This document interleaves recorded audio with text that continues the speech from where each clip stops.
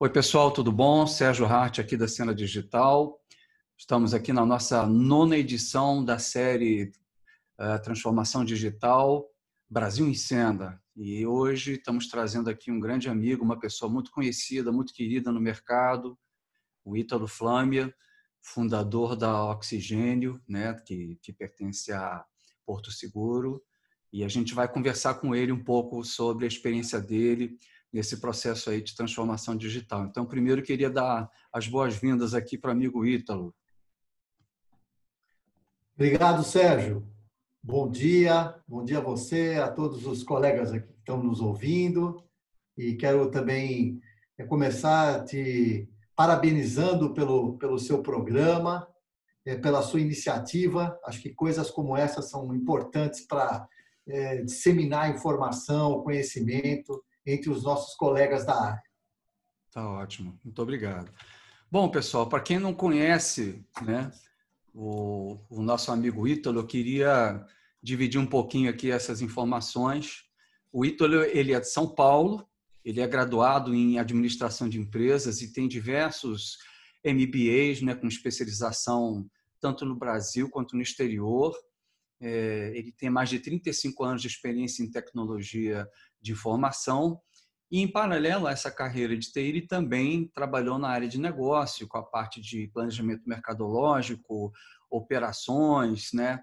E foi, na sua última posição corporativa, né, ele se transformou, ele foi o diretor de inovação e digital da Porto Seguro. Ele foi responsável pela transformação digital da empresa e pela implementação do programa de inovação e intraempreendedorismo, chamado Oxigênio, aceleradora de startups.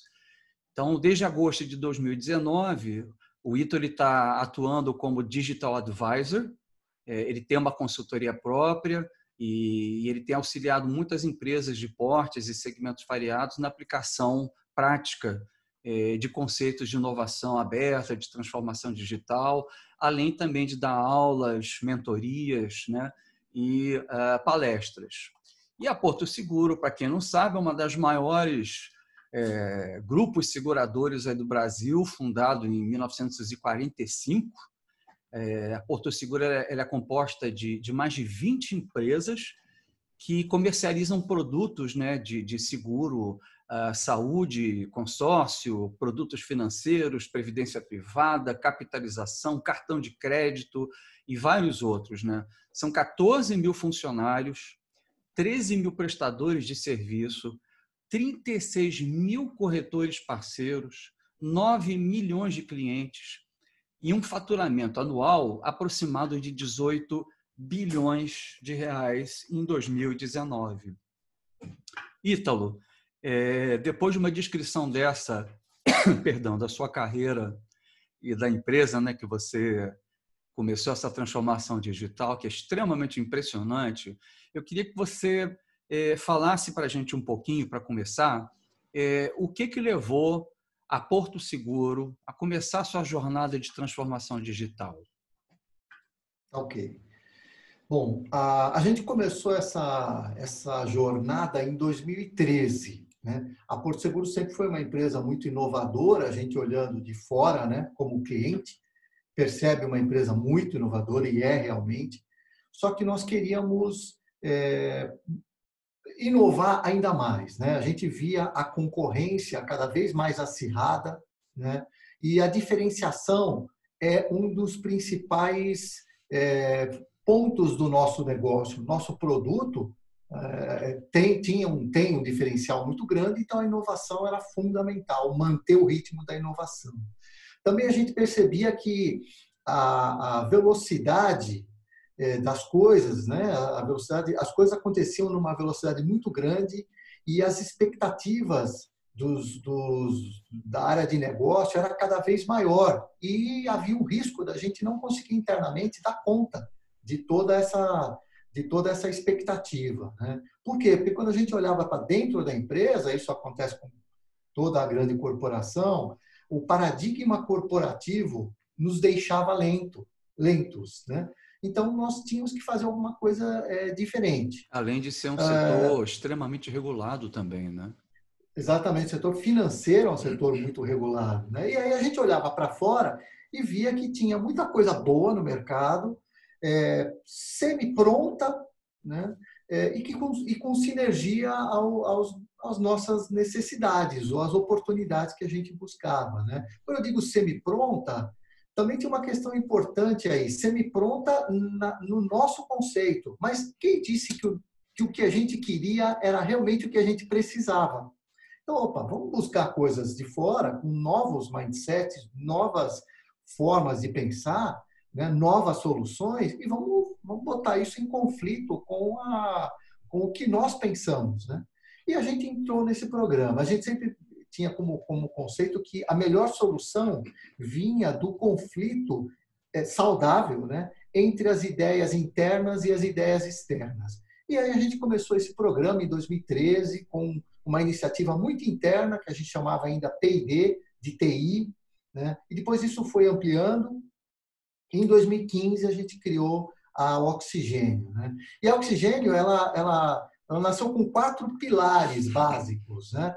E a gente sempre tentou respeitar esses pilares, porque como a nossa decisão foi por uma aceleradora corporativa, se você inverte a ordem desses pilares, você se transforma numa aceleradora comum do mercado. E não era o que a gente queria. O nosso foco sempre foi uma aceleradora corporativa, né?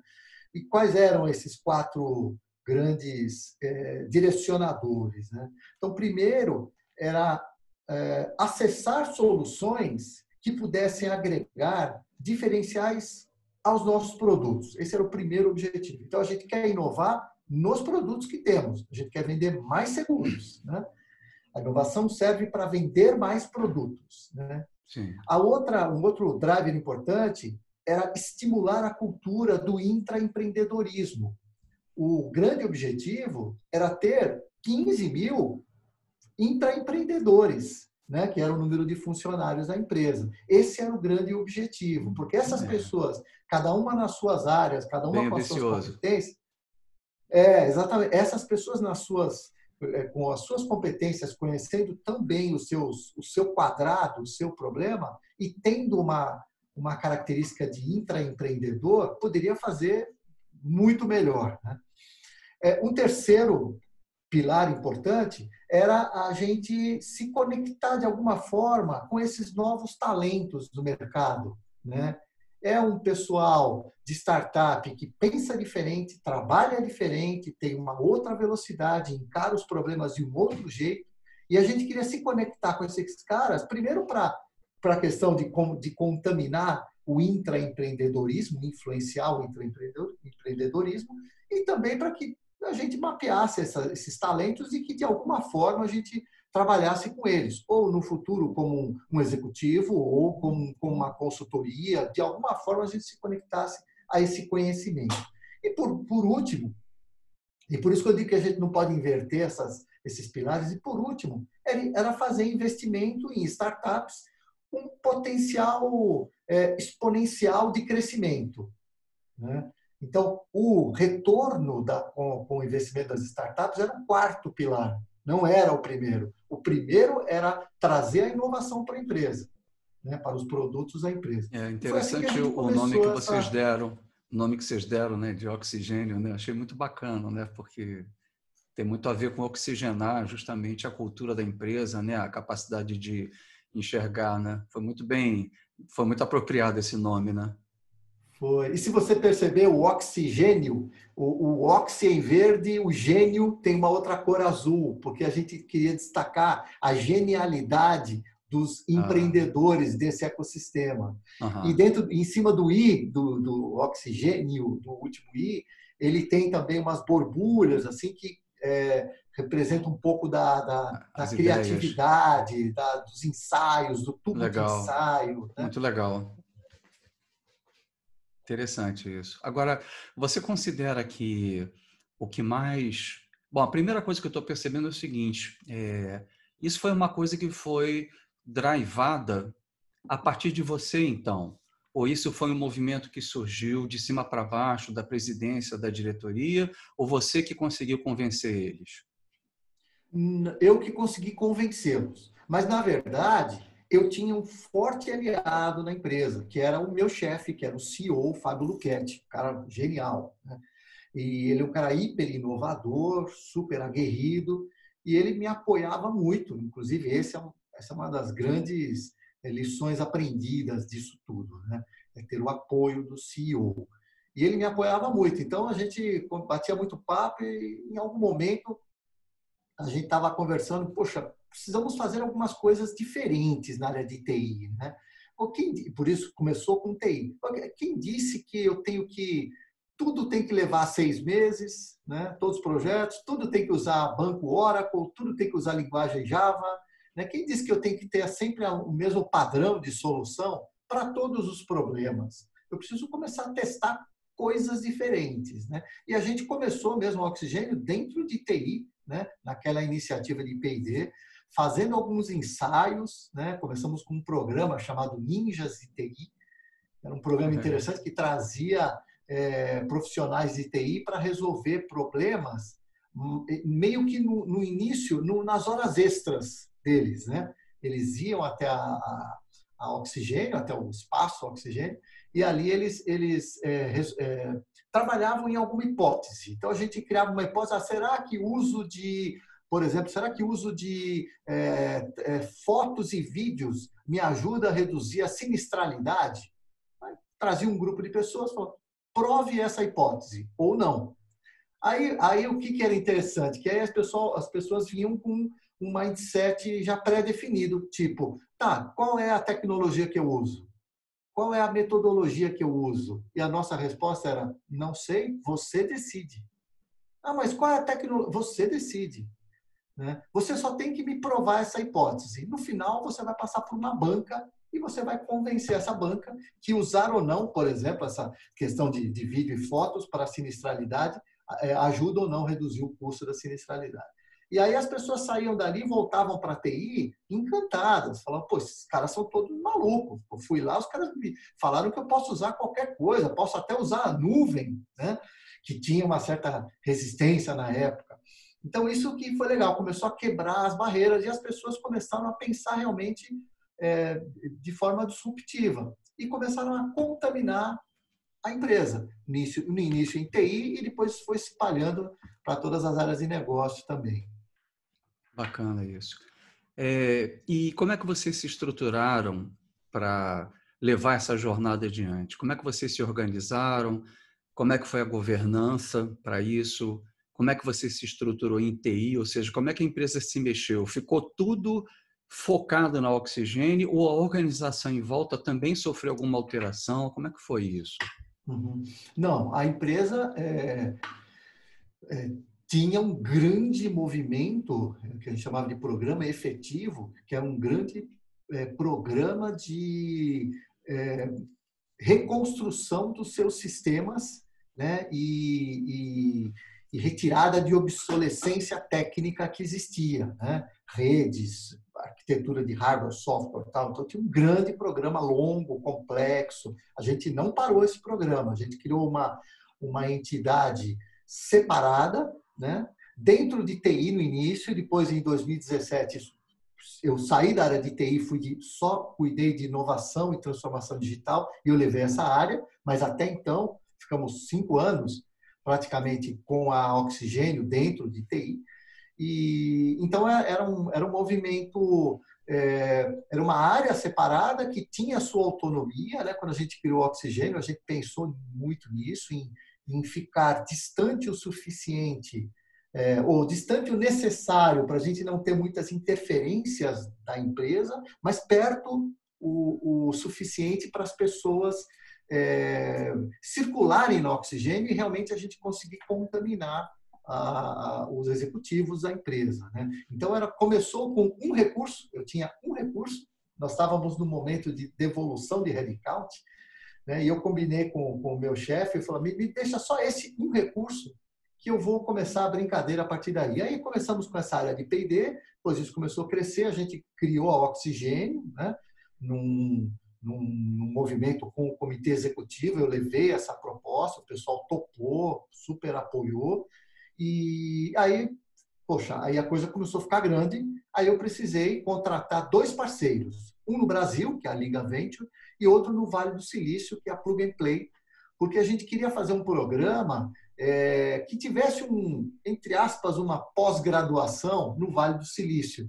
E a gente conseguiu essa parceria com a Plug and Play e que eles co-investiam com a gente. Então, pelo fato de co-investirem, eles nos ajudavam a criar cultura dentro da Porto Seguro, dentro da Oxigênio, a selecionar as melhores startups, né? Ou a criar o programa como um todo, a estruturar o programa. Então, quando a gente começava E aí a gente começou todo um processo de ciclos, né? Como é que funcionava? Eram ciclos de aceleração, né? Em cada ciclo se inscreviam por volta de 1.200 startups e a gente selecionava 5 a 7 startups por ciclo. Então, era um trabalho bastante grande para essa seleção, né? A Plug and Play nos ajudava, mas olhando sob o ponto de vista de investimento, e nós olhávamos mais sob o ponto de vista de negócios, né? Oportunidades ou problemas que aquelas startups vinham solucionar na Porto Seguro.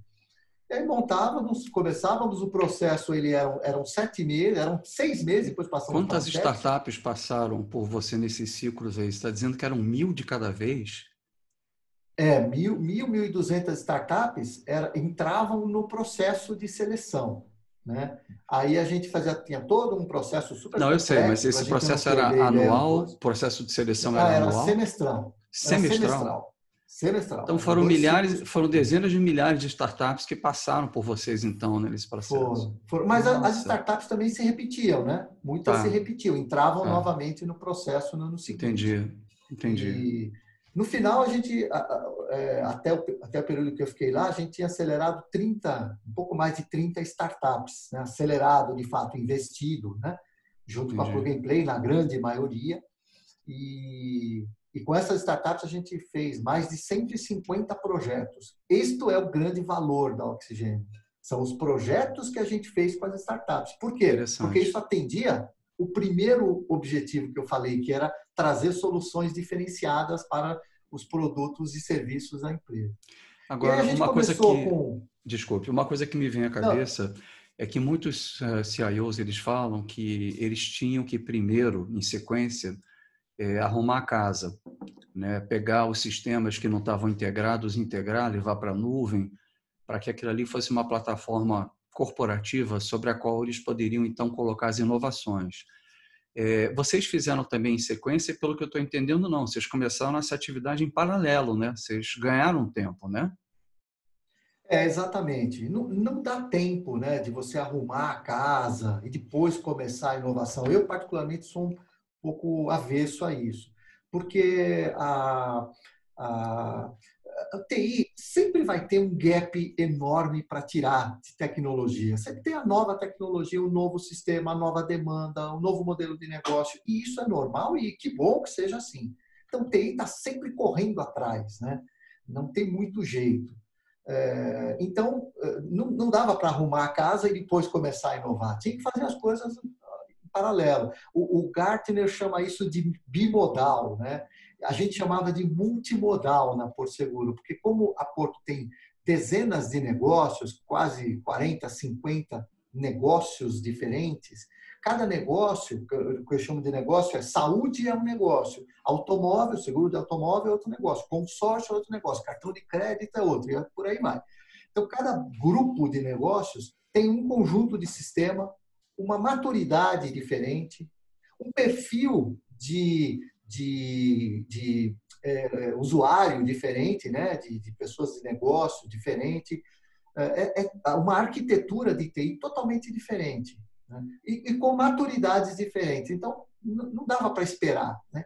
E tinha que inovar, porque alguns negócios estavam muito mais à frente e eram muito mais ávidos, né, por inovação. Outros, talvez não, mas talvez não na nossa visão. Mas quem disse que o mercado não dispunha de novas tecnologias ou novas soluções que poderiam nos ajudar? E como você fazia então a gente foi fazendo tudo em paralelo. Como você fazia depois, então, para integrar as inovações ao patrimônio que você tinha de sistemas? Tinha algum desafio de integração depois? Como é que ocorria isso? Tinha, sim, algumas, né? Algumas soluções eram integradas, mas nem todas eu precisava ter uma integração forte. Em geral, uma integração leve, em geral, tinha, mas forte eu não tinha com os sistemas. A gente evitava fazer isso, né? Justamente para não mexer no backlog de TI. Entendi, Mas eu entendi. também tinha uma vantagem no início, que eu era o diretor de TI também, né?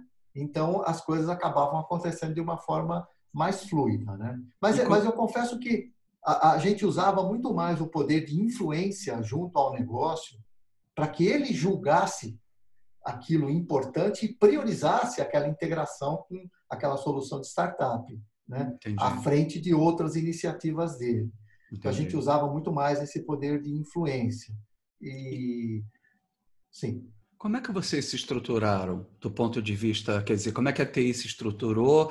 Pelo que eu entendo aí, você estrutura a TI numa multimodal, né?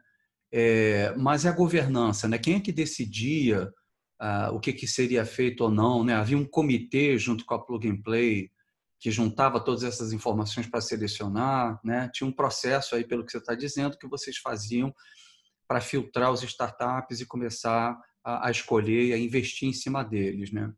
Uhum. Mas a tomada de decisão depois, por exemplo, para você escalar as soluções que deram certo, né?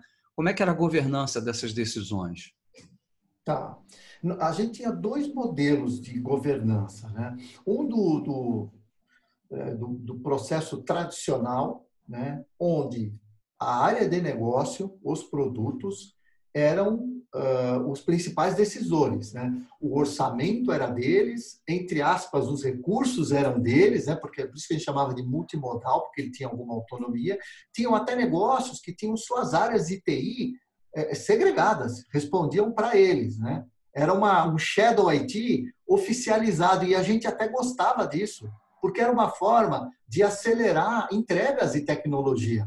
Por que tudo tem que estar junto com a área de tecnologia, com o diretor de TI, sobre as asas dele, né? Ele precisa cuidar da competência TI, mas não necessariamente de toda a estrutura, né? Ter o poder hierárquico sobre a TI, né?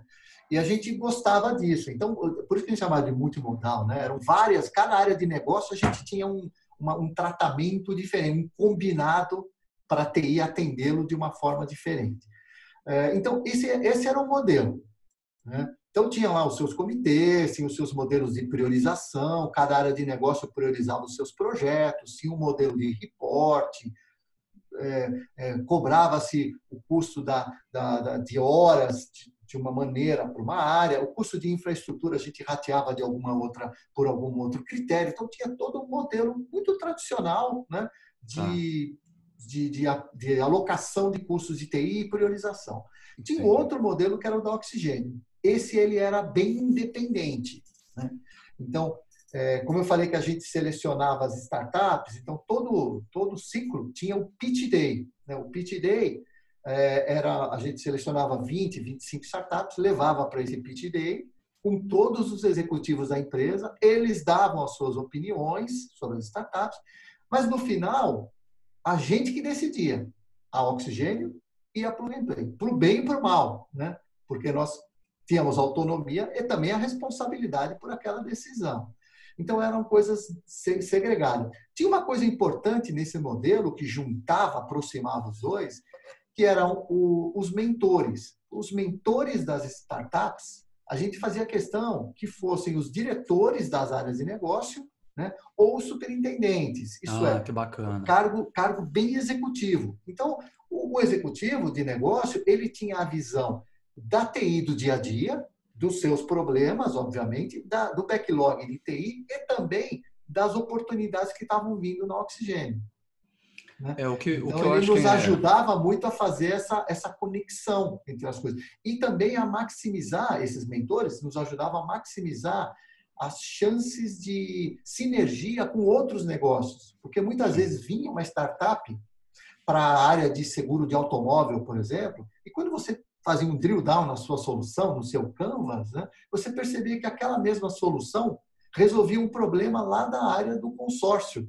ou lá da área dos centros automotivos. Então, esse diretor, como ele tinha uma visão mais abrangente do business, ele garantia a reutilização dessas soluções nos vários negócios da empresa.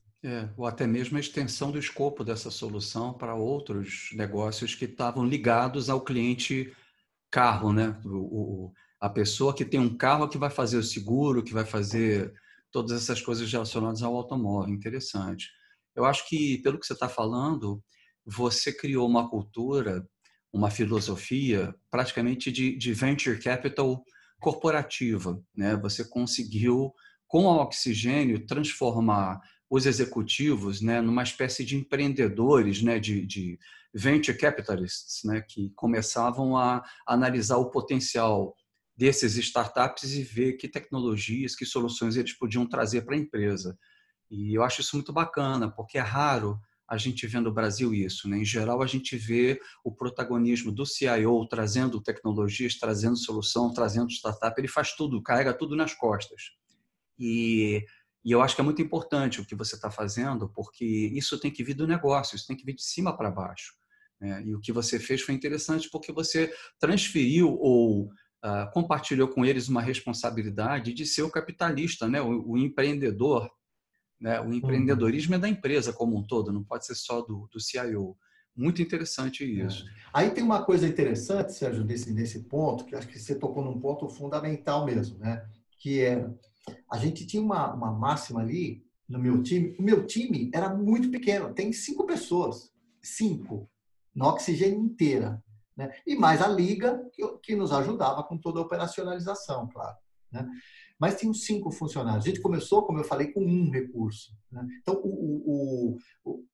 não precisa ter dinheiro para inovar, né?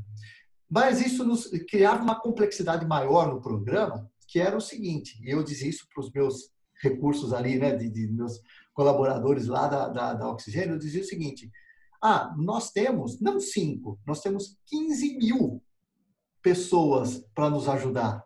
Basta que eu convença essas pessoas que aquele projeto é importante. Então, tudo que a gente fazia era na tentativa era com a alocação dessas pessoas e negócios, dos funcionários. E aí também uma coisa que a gente usava muito era, eu gostava muito de usar uma frase que é assim: eu não inovo, a Oxigênio não inova. Quem inova é o cara do negócio. Eu só facilito o processo. Então, eu colocava o holofote no cara do negócio, né? No executivo do negócio. Porque realmente ele era o inovador, ele que ia correr risco, ele que ia colocar o seu produto sob risco. Então, isso era legal porque criava tirava, na verdade, aquela distância do eu executo, você inova. Se você inova, então se vira, vai atrás, resolve, né? E a gente não fazia isso, a gente estava sempre juntos, né? E criava uma sinergia muito boa. Vocês, pelo que você está falando, vocês conseguiam engajar as pessoas nisso. Agora, do ponto de vista mais do que do engajamento, havia um comprometimento, havia metas para essas pessoas de produção, de inovação, de aumento de receita através de inovação. Como é que você garantiu o compromisso? Que às vezes você engaja, né? Mas é circunstancial, o cara vem e vai embora, acabou. E outra coisa é o executivo ter uma responsabilidade empresarial em relação àquilo. Havia esse compromisso mesmo, de alguma forma, formalizado? O compromisso era nos resultados do produto, né? O executivo de negócio tem que trazer aquele resultado do produto, que eram expectativas fortes, né? Era agressivo o resultado esperado. E ele precisava da inovação, né? Ou seja, então, a meta era o produto, né? Ou seja, a meta do cara era o produto dar certo. Exatamente, entendi. Era o produto e para isso ele precisava da inovação. Como eu me colocava como um agente facilitador do processo, isso criava esse engajamento que você diz muito bom, né? Mas eu não precisava ter uma meta. Você de negócio, precisa trazer X milhões de reais de receita nesse ano. Eu não precisava isso. Ele precisava cumprir as metas dele e eu precisava agregar inovação, fazer isso agregando inovação, né? Então, assim, a participação do cara de negócio, do executivo de negócio, era o fundamental para o Oxigênio, né? Claro que importante colocá-lo desde o início do processo, né? O cara de negócio, colocá-lo desde o início do processo, né? Só que tinha um papel da Oxigênio importante, que era ser o guardião dessa relação startup-negócio. Sim. Né? Porque muitas vezes, e a gente dizia isso muito lá para o executivo de negócio, cuidado com o que você fala para a startup. Porque você é referência nesse business. A startup está começando. Né? Então, se você hiperelogia a startup, você pode criar um cenário de comodismo. Se você malha muito a solução, você pode criar uma resistência daquela startup, né? Uma desistência de uma solução que podia ser tão boa, mas ele se viu acuado porque um cara super importante desse business não está dando apoio. Então, a gente treinava também esses mentores a como abordar as startups, como para fazer esse processo de mentoria. E também a gente fazia o outro lado, né? Porque a startup tendia, nessa relação, a prometer qualquer coisa para a área de negócio, né? E a gente falou, opa, peraí, não, é melhor você priorizar, foca nisso, Eu já ouvi isso depois antes. naquilo. Já ouviu isso antes? Porque o que eu queria era o sucesso dessa relação, né? Sem os extremos de um lado ou de outro. Então, a gente mediava muito bem isso. Então, assim, indicadores, para a gente, era um indicador de negócio. A gente tinha outros indicadores, por exemplo, a quantidade de startups que participavam do processo, a quantidade de projetos, né? A quantidade de projetos era o nosso principal indicador, porque era o que criava a liga, startup e negócio, eram os projetos. Então, esse era o nosso principal indicador. Né? Uma coisa interessante também é que isso aqui é um papo, né? Então, eu vou lembrando aqui, vou falando, tá, Sérgio? Claro, Acho que por uma coisa favor. interessante também, a gente está falando muito de startups, mas o programa, né, o programa de inovação, o Oxigênio, ele tinha por volta de 15 iniciativas. As startups era uma delas. A gente tinha Perfeito. outros que era a aproximação com centros de pesquisas, universidades. O outro era um programa interno de intraempreendedorismo que o próprio funcionário criava a sua startup. Não era a startup da Porto, era a startup dele. Sim, E tinha depois suas ele ia embora iniciativas. da empresa. Depois ele saía da empresa, se ele julgasse assim. Então, a gente incentivava esse funcionário a virar um empreendedor. Então, tinham vários programas, tá? Campanhas de sugestões gamificadas, com todo um processo diferenciado também. Então, a gente sempre olhava isso, a gente sempre olhava o resultado no conjunto das iniciativas, não uma isolada, a startup, ou a relação com a universidade. A gente olhava sempre o conjunto. Né? Este conjunto tinha que trazer resultado para a empresa e, claro, a gente acompanhava isso a cada 2 meses, no mínimo, a gente acompanhava e eu levava esses resultados para o presidente da empresa. Que iniciativas você considera que foram as mais impactantes aí? Que resultados, né, que eu quero dizer, que você implantou, que marcaram essa filosofia? Tá. Assim, teve uma que foi muito interessante porque ela completou todo o ciclo, uma startup que foi a LogBee. Né? A LogBee é uma startup de logística, de última milha de logística. Né? E ela entrou no programa, era bem pequenininha, entrou no programa, passou pelo ciclo de aceleração, foi crescendo, fez negócios com a Porto, né? Foi crescendo e, em algum momento, ela foi adquirida pelo Magazine Luiza e houve um exit. Né? A startup ela se desfez, entre aspas, e os funcionários da startup, o owner, né? o co-founder, foram trabalhar no Magazine Luiza e a gente vendeu a nossa participação para o Magazine Luiza. Então, ele completou um ciclo. Né? Em geral, a startup, ela ou no meio do caminho tem um exit, ela é vendida, ou ela cresce, recebe outros aportes e faz lá no final um IPO, alguma coisa assim, né? Ou, poucos casos, e isso também foi uma coisa legal, elas fecham as portas, elas falem, né? A gente teve 2 casos, dessas 30 e poucos, a gente teve 2 casos só que fecharam, que faliu porque não deu certo, não deu para provar o seu modelo de negócio, né? E que produtos Então, você acha que vocês criaram que foram assim de destaque? tá. Eu gosto muito da BeTime, é uma startup de workflow, né? Era um workflow de processos e a gente fez vários, acho que foi a startup que a gente fez mais negócios, mais projetos, né? Porque uma coisa era o investimento que eu fazia nela e eu era um investidor anjo.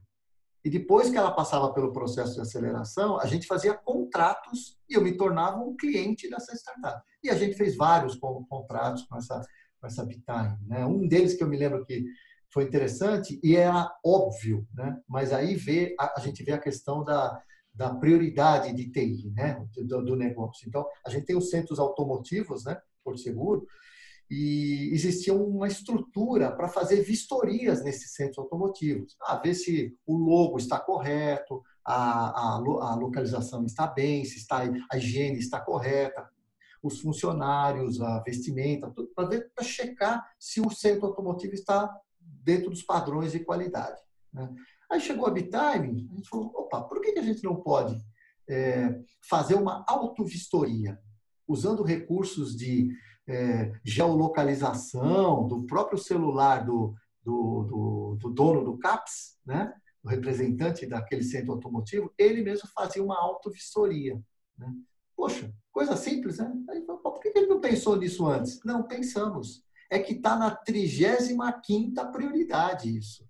Quando você traz uma startup que a solução está pronta, né? Está ali o dinheiro em cima da mesa.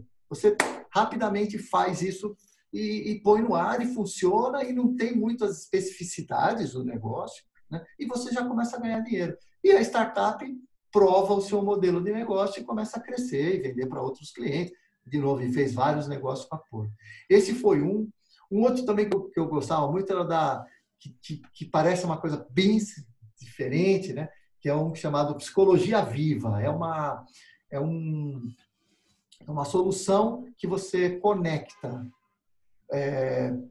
pacientes com psicólogos, né, numa rede toda segura, né, e ele tem toda uma inteligência artificial para fazer o melhor match daquele cliente, daquele paciente, com aqueles psicólogos cadastrados. Aí tem todo o processo de remuneração, tal, facilita, porque é online, né?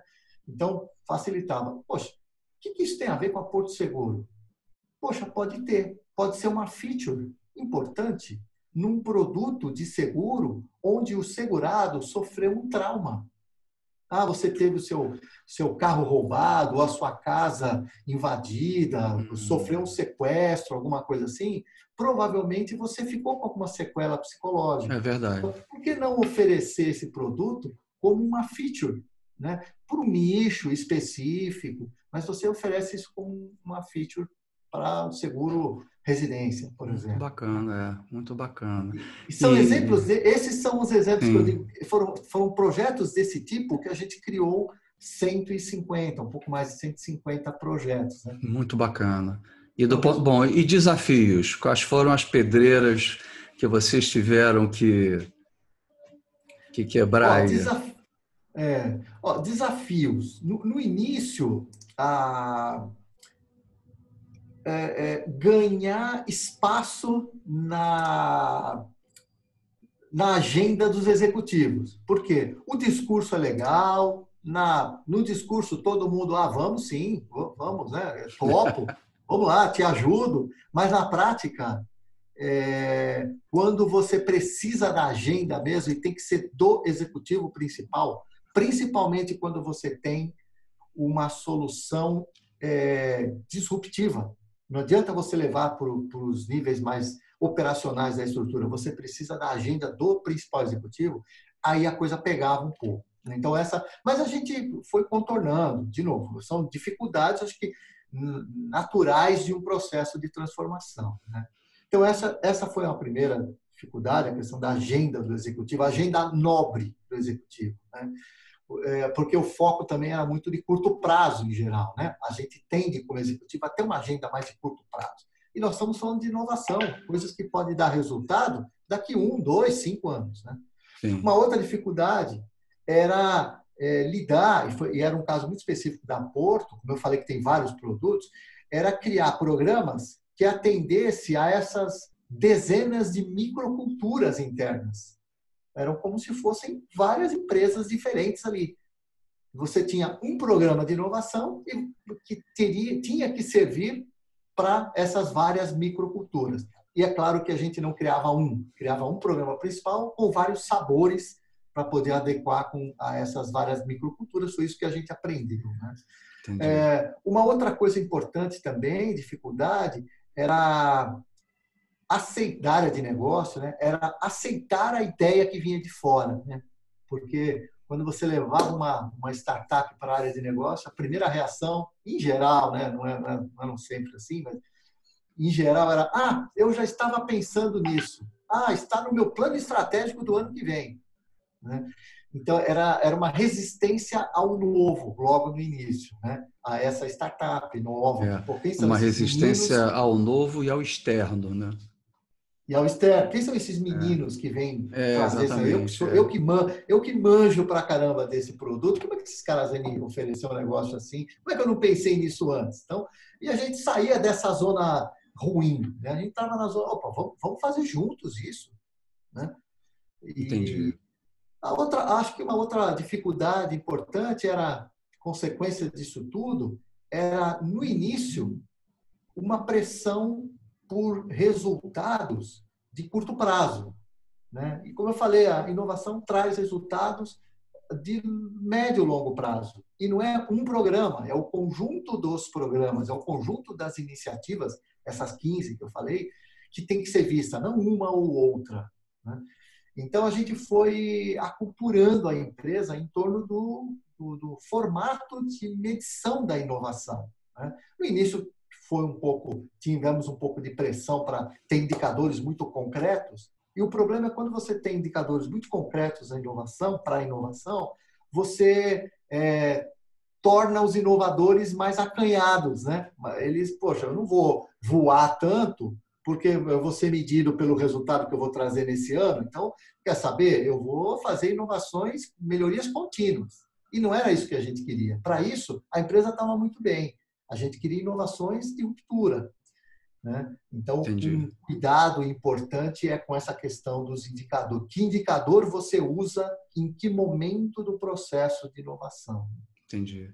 Isso nos leva à última pergunta, que é mais relacionada às lições que vocês aprenderam nesse processo, né? O que você pode compartilhar com os nossos amigos aí que estão assistindo do que fazer e do que não fazer, né, principalmente, né? Primeiro e o mais importante de todos, só comece um programa desse se você tiver um patrocínio do principal executivo da empresa. Por quê? Você vai criar ou vai ter muitos conflitos internos saudáveis, mas você vai ter muitos conflitos.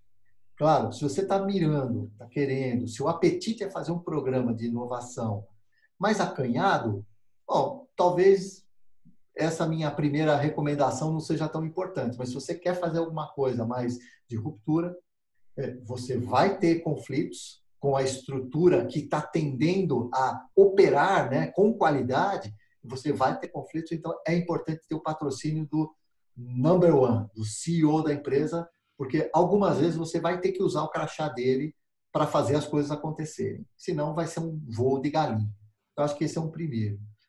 A outra coisa é combinar muito bem, desde o início, o escopo, o apetite, o objetivo, as responsabilidades, o grau de investimento, né?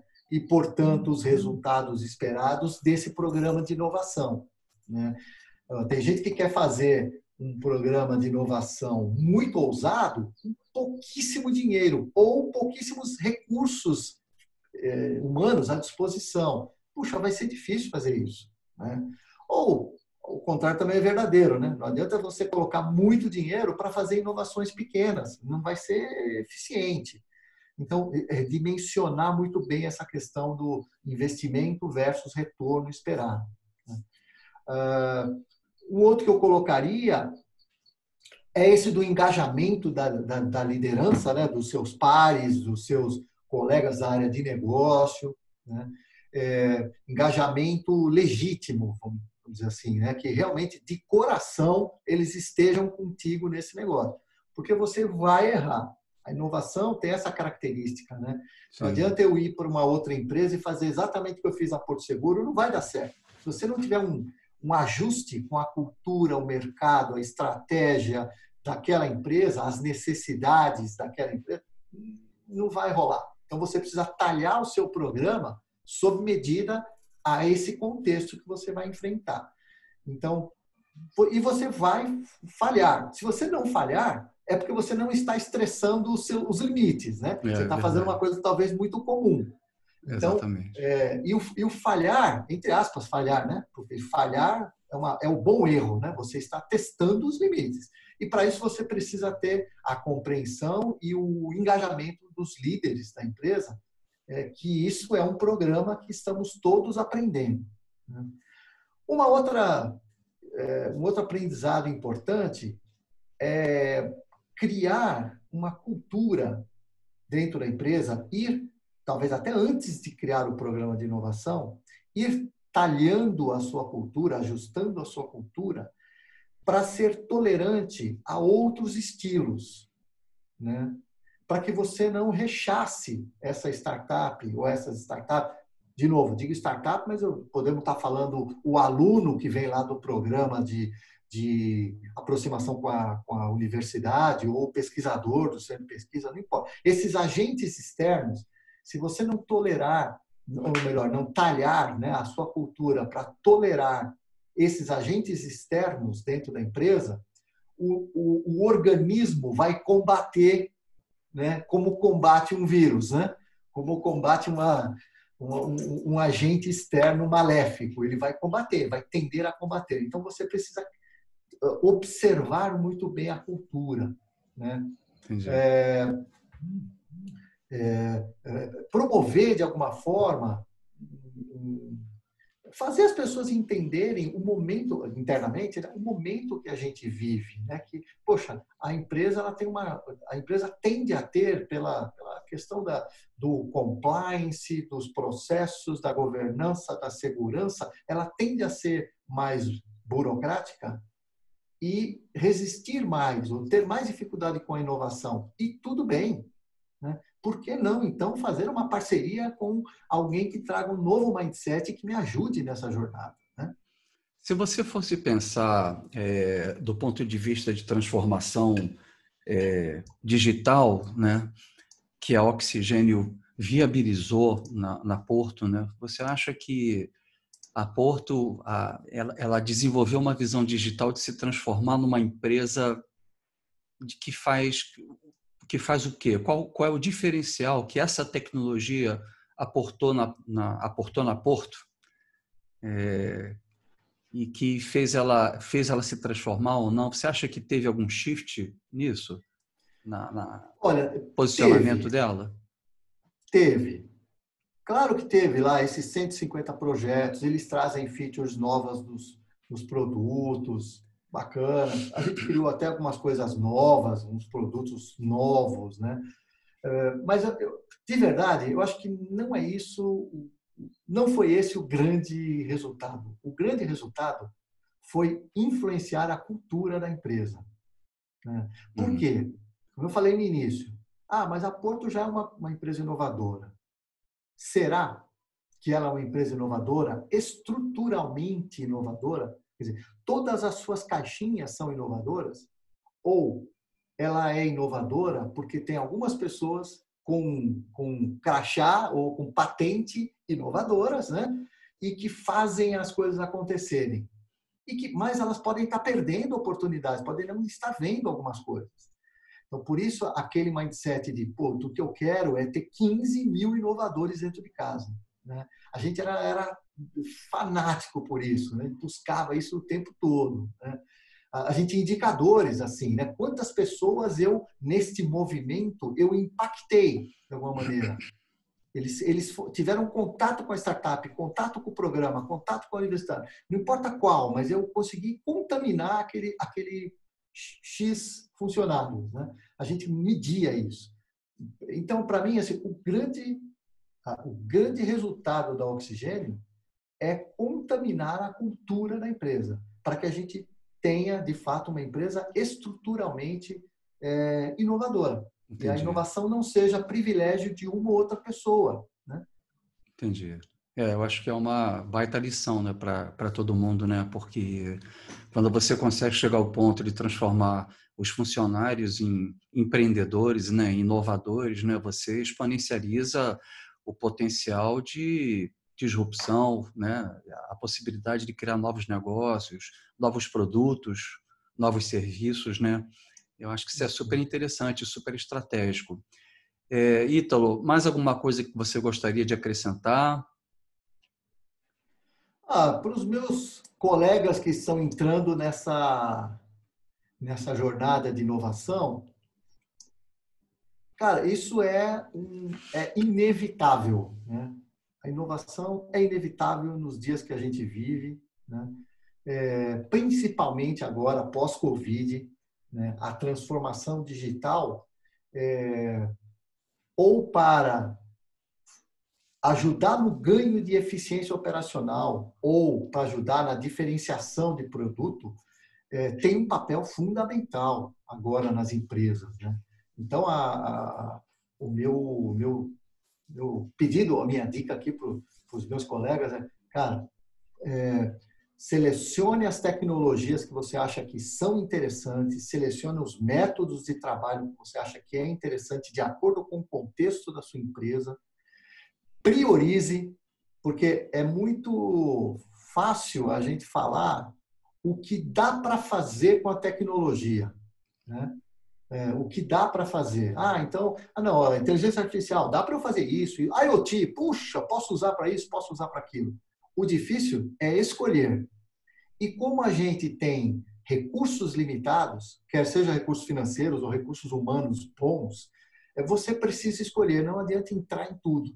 Então, escolher significa ter uma estratégia. Então, construir a sua estratégia digital de forma ampla, né? Não só pensando na tecnologia, mas pensando na cultura, pensando em dados, como você usa os dados que você tem ou captura novos, como você cria canais ou produtos ou serviços diferenciados para o seu cliente, esse cara é o que está no centro da estratégia, né?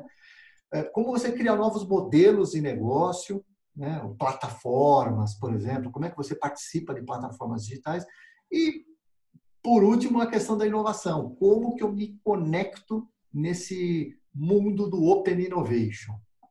Então, assim, para mim, a transformação digital é uma coisa complexa, ela tem várias dimensões, mas ela é muito importante nesse momento que seja usada adequadamente para que a gente consiga ganhar eficiência ou criar diferenciação, novos modelos de negócio, novos produtos e serviços para as empresas nesse mundo que vamos passar certamente com alguma recessão aí pela frente. É verdade, é verdade. Ítalo, eu agradeço imensamente aí a tua contribuição, os teus insights foram super legais, né? Eu acho que é muito bacana quando você tem uma pessoa que passou por essa experiência e está dando um recado em cima do que ela viveu durante anos, né? Eu acho que tem muita gente que vai se beneficiar disso. É muito bacana mesmo. Super obrigado.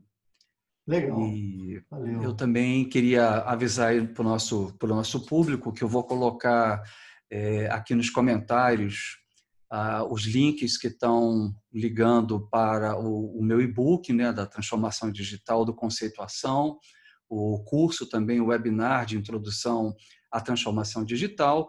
E se você conhece alguma empresa que fez ou que está fazendo uma transformação digital, que está inovando, que você acha que vale a pena a gente entrevistar, coloca aqui no seu comentário que a gente vai buscar, então, falar com esse pessoal, tá ok? Ítalo, mais uma vez, super obrigado aí pela tua participação, um prazer muito grande te ver e até o nosso próximo encontro aí, ok? Um grande Valeu. abraço Obrigado, aí. Sérgio. Valeu. Obrigado, Sérgio. Tchau, Obrigado a tchau, tchau. todos. Um abraço. Até mais. Tchau.